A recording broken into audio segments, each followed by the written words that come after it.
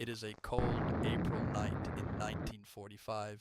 Berlin is in flames, Soviet tanks have reached the city's gates, and the bloodiest war in human history is drawing its final breaths. But what happened that night in the Führer bunker left a question mark in humanity's mind that historians would debate for decades.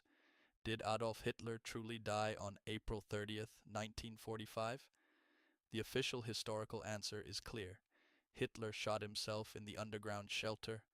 Eva Braun swallowed cyanide. Their bodies were burned and later found by the Soviets buried in the garden of the German Foreign Ministry. Yet this narrative, questioned time and again since that day, is once more being placed on the table by documents, testimonies, and intelligence files that have emerged over the years. And today we will examine together not merely a conspiracy theory, but declassified CIA and FBI files that genuinely exist in the archives, Argentine government documents, and the secret Antarctic bases allegedly constructed between 1938 and 1945, all through a meticulous lens. Let us first make one thing clear. The purpose of this video is not to prove that Hitler survived, it is to lay out the existing evidence and counter evidence side by side without manipulating you, presenting both the theory's strongest points and the scientific findings that debunk it. The judgment is yours. Now, let us open step by step this dark investigation stretching from 1945 to the present day. In the days when Hitler's death was announced, Soviet commanders adopted a remarkably inconsistent stance. First, they confirmed the death, then denied it, then said, perhaps he escaped. These contradictory statements deeply unsettled Western intelligence services. FBI Director J. Edgar Hoover, only a few weeks after the war's end, sent an encrypted telegram to the Buenos Aires station in May 1945. It read, verify information suggesting Hitler may have gone to Argentina. This document still exists in the FBI archives and was released to the public in 2011 under the Freedom of Information Act. So why was Argentina so critical? The escape routes known as rat lines, which transported Nazi officers and sympathizers to Latin America as the war ended, operated through Vatican-linked channels and networks stretching from Spain to South America. The capture of SS officer Adolf Eichmann by Mossad in 1960 in the very outskirts of Buenos Aires is one of the most striking examples that concretizes just how real these routes were. In a 2014 study published by Argentine researcher Abel Basti and his team, partly based on documents from the Argentine National Archives, it was established that two German submarines, U-530 and U-977, docked along Argentina's coastline in 1945, and their crews surrendered. The captains of both submarines were subjected to lengthy interrogations, and in particular the captain of U-977, Heinz Schäfer, was unable to provide a satisfactory explanation for why his crew surrendered so late. Now we must pause here and ask the question, were these submarines merely exhausted soldiers fleeing the chaos of war, or were they carrying a special cargo? Theorists argue for the second option. However, the vast majority of historians emphasize that while concrete evidence exists showing submarines of that era transported numerous Nazi officials and valuable works of art, no direct archival evidence has yet emerged that these voyages involved Hitler, and this distinction must not be overlooked. So, where does Antarctica matter begin? Between 1938 and 1939, as Germany was locked in a sovereignty struggle with Norway over Antarctica, it organized an expedition to explore the region it named Neuschwabenland. During this expedition, German aircraft dropped marking flags across thousands of square kilometers, produced topographic maps, and detected the presence of subglacial geothermal sources.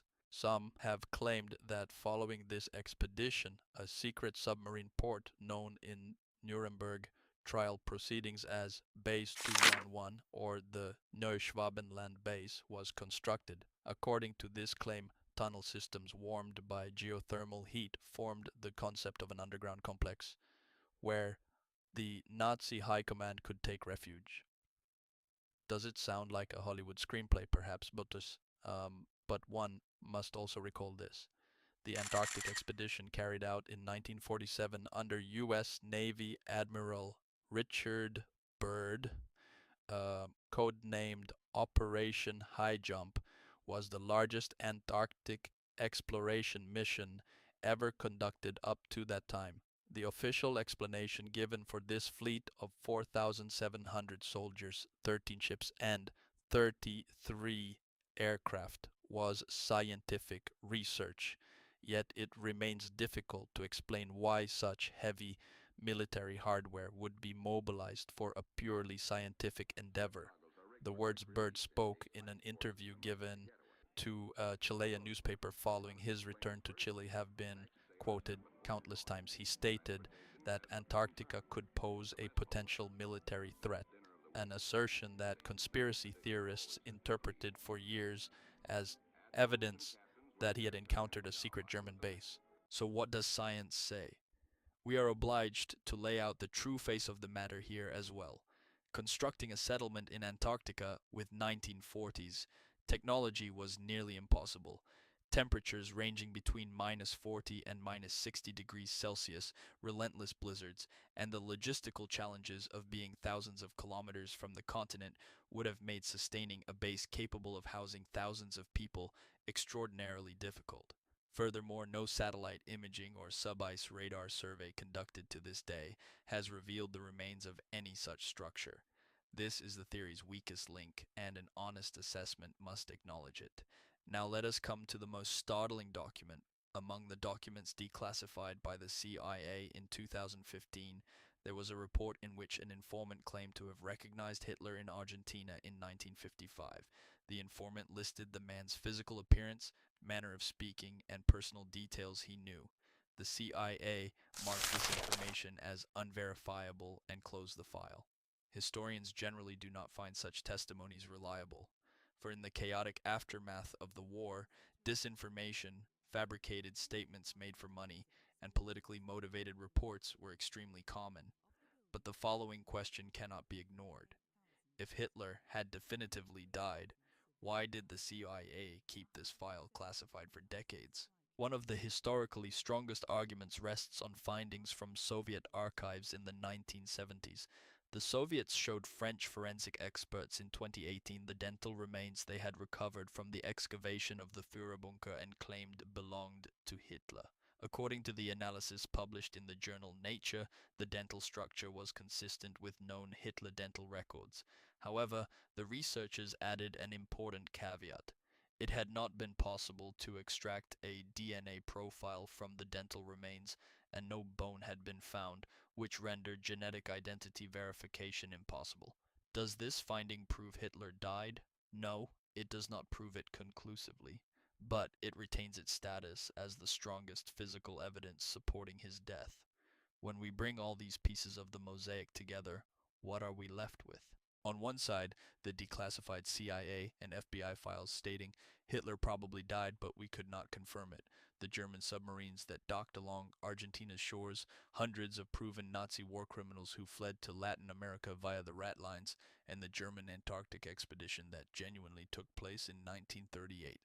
On the other side, physical evidence including the dental remains, scientific data demonstrating the logistical impossibility of constructing a sustainable base in Antarctica with 1940s technology, the fact that no archival record has been found in Argentine intelligence showing that such a person was harbored in the country, and the fact agreed upon by the great majority of historians, no political secret in history has ever been kept secret at this scale and for this long. So I invite you to consider this. Perhaps the real issue is not whether Hitler lived or died. It is that the rat lines worked so effectively that thousands of Nazi criminals lived out their lives under new identities before our very eyes, and that all of this was concealed from the public for decades. This is a documented, indisputable historical fact, and it is disturbing enough on its own.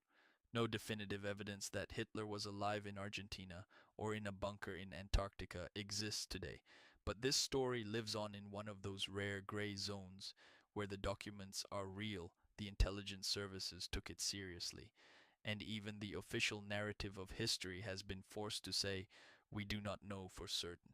And the question marks within that gray continue to hold critical importance for our understanding of the darkest pages of history. Thanks for watching. See you in the next video.